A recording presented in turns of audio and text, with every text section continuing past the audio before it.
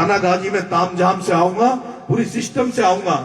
लेकिन आज जिस तरह से मेजबानी में तो आपने कोई कमी नहीं रखी, पर मेजबानी भी जब अच्छी लगती, जब दूल्हा भी बारात को ढंग से लेके आता और मैं भी 50-100 गाड़ी लेके तामझाम से आता, तो आपको भी और शोभा आपकी इस कार्यक्रम में बढ़ती। लेकिन मैं इसीलिए नहीं आया, और मैं ये भी जानता हूं कि आज इस कार्यक्रम में आ गया तो कल से मेरे पास 10 फोन ऐसे आने लग जाएंगे, भाई साहब आप वहां चले गए तो आप हमारे कार्यक्रम में क्यों नहीं आए, आप हमारे शादी में नहीं आए, हमारी सगाई में नहीं आए, इसका मतलब आप हमें नहीं चाहते हो। लेकिन आज मेरी मजबूरी थी, ये केला मेरी इच्छा नहीं थी, पर कैलाश जी ने मजबूर कर दिया कि आपके दर्शन करने के लिए, इस कार्यक्रम में आने के लिए। तो उसके लिए आप सबके दर्शन हो, उसके लिए मैं आपका आभारी हूं। कैलाश जी ने एक बहुत बड़ी प्यारी बात कही। वैसे तो आज जो राजनीति में लोग आ रहे हैं, जो सफेद कपड़े पहनकर जो घूम रहे हैं, जिनसे जनता न्याय की उम्मीद करती है, जिन सफेद पोश कपड़ों में घूमने वाले नेताओं से उम्मीद करती है कि नेता हमारी मदद करेंगे। लेकिन नेता तो आजकल ऐसे हो गए कि अगर कोई काला सांप किसी नेता को काट ले तो नेता नहीं मरेगा। नेता इतने जहरीले हो गए, नेता नहीं मरेगा, काला सांप मर जाएगा।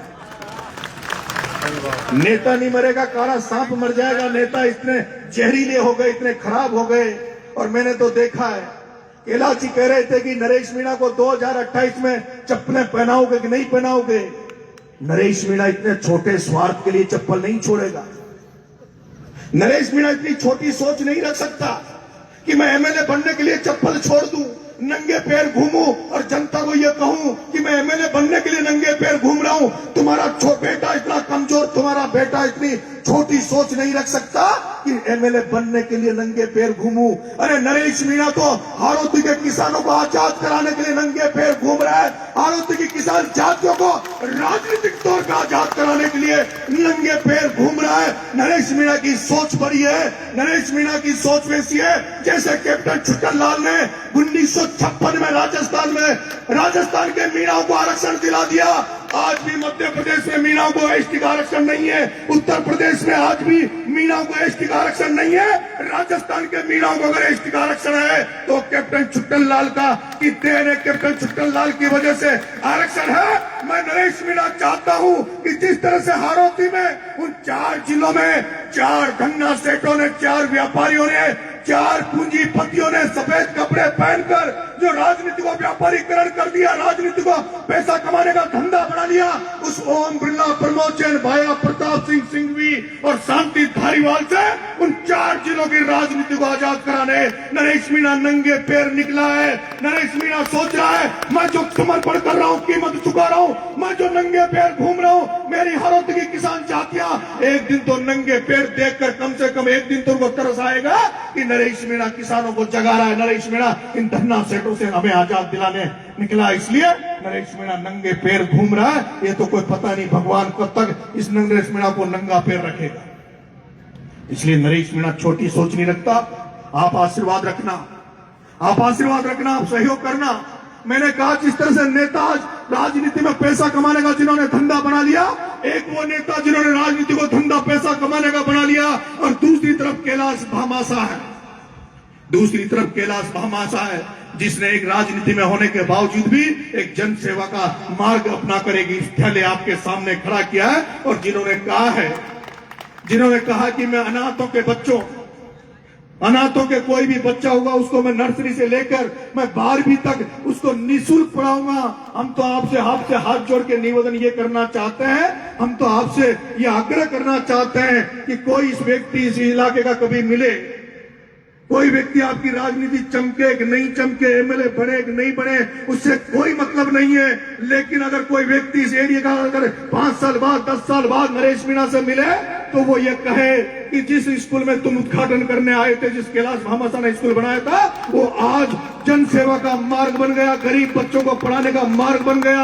आज भी हमारे इलाकों में कई ऐसे बच्चे होते हैं जो मेरिट में आते हैं, 12th में मेरिट में आते हैं, वो होनहार होते हैं, लेकिन उनके माँ बाप की स्थिति ऐसी नहीं होती कि वो अपने बच्चों को अच्छी शिक्षा दिला सके। इसलिए भामाशाह साहब आपसे निवेदन करेंगे कि जिस दिन आपको ये लग जाए कि ये गरीब बच्चा है लेकिन इसमें पढ़ने की ललक है, ये पढ़ लिख कर आगे बढ़ना चाहता है, इसके पास ऐसी व्यवस्था नहीं है जिससे ये पढ़ लिखे, तो उसको भी आप निःशुल्क मदद करना, उसको भी आप आगे बढ़ाना।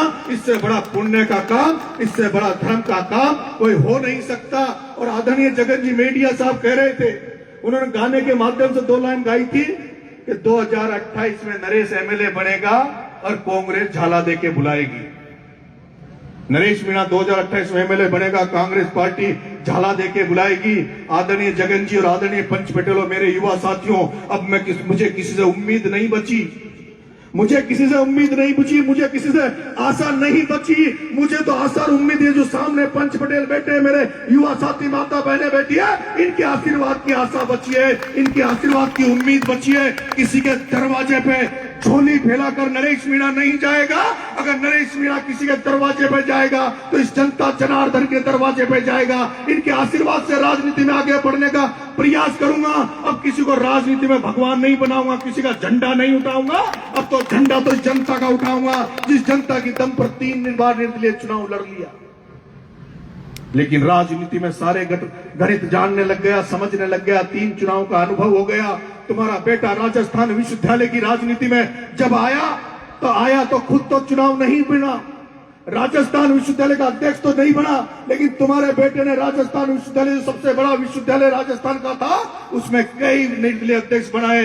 प्रभा चौधरी, अंकित धायल, मनीष यादव, कई सारे ऐसे लोग थे जिनको तुम्हारे बेटे ने अध्यक्ष बनाकर दिखा दिया। अब नरेश मीणा, आदरणीय जगन जी, ये आपका बेटा वो ताकतवर होता जा रहा है और आपका अगर आशीर्वाद रहा तो 2028 में नरेश मीणा तो एमएलए बनेगा कि नहीं बनेगा, पर नरेश मीणा का ख्वाब है कि नरेश मीणा जब विधानसभा में घुसे तो 5-10 लोगों को और भी लेकर नरेश मीणा उस विधानसभा में घुसे। उस मार्ग को बनाने का प्रयास कर रहा हूं, उसमें आप सब लोग आशीर्वाद देना, सहयोग करना। आपने बुलाया उसके लिए आपका बहुत बहुत धन्यवाद, आपका आभार। ये बाबा भर्तृ की तपोभूमि है, ये बाबा भर्तृ की तपोभूमि है जिसने सब राजपाट छोड़कर तप करने निकल गए थे। ये माता नारायणी की धरती है, इस मां नारायणी देवी का और बाबा भर्तृ की कृपा आप पर, आशीर्वाद आप पर बना रहे और आपकी कृपा मेरे ऊपर बनी रहे। बहुत बहुत धन्यवाद। राम राम साहब।